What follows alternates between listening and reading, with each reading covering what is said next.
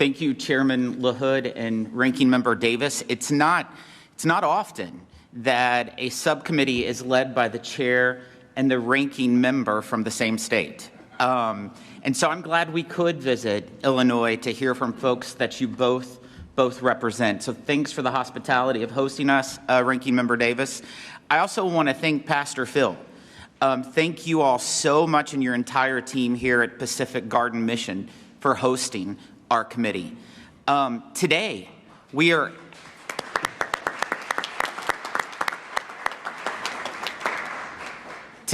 actually making history.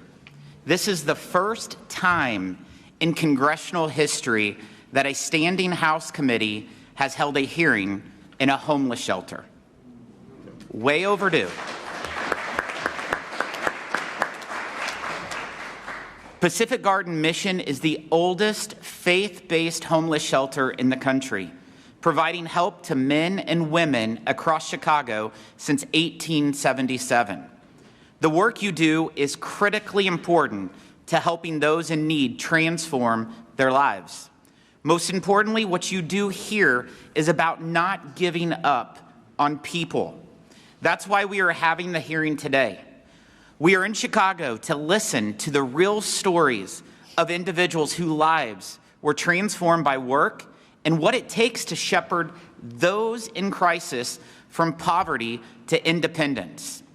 Taxpayers fund a fragmented and often confusing safety net system that spans more than 80 different federal programs at a cost of more than $1 trillion every year. These programs provide important food, housing, healthcare, and cash assistance to help those in poverty. However, as federal support has grown, programs have largely failed to focus on how to help lift people back into full self-sufficiency. Instead, success is measured by how many new people are added to the roles of these programs. This approach discourages people from seeking a path to work. As a result, more people are receiving welfare benefits today than at any time in our nation's history. In 2023, 85 million people were enrolled in Medicaid, an increase of 20% since 2019. This represents 25% of the U.S. population. 1/4 of the U.S. population's on Medicaid. In 2023, 41 million people received food assistance through SNAP, an increase of 18% since 2019. This represents 12% of the entire population. What we've lost sight of is that a job is the best anti-poverty program that exists. Work is more than a paycheck. Every person has skills and abilities they can offer to their community. Often it is just connecting those skills with the right job. When people are not able to apply their talents, they miss out on the dignity that comes from work, and their communities are denied their contributions. Relying on a government check can weaken an individual's ability to use and grow their skills. Instead of climbing out of poverty, families find themselves without hope and trapped with fewer options for their future. Children with parents who are unable to find meaningful employment often struggle in school, and they face more severe mental health issues, contributing to a generational cycle of poverty.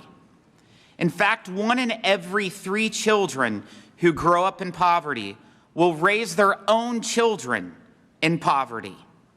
We must break the cycle. Clearly, the path from welfare to work is not easy or straightforward. Folks often must first overcome the barriers that contribute to poverty, like mental health or educational challenges, substance abuse, health problems, neglect. Too often, however, community leaders find themselves battling against so-called solutions from Washington that make it harder for individuals to escape poverty. We know as much from recent history.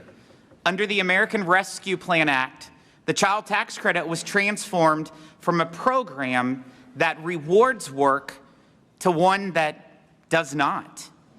And Democrats extended unemployment benefits that paid people more not to work.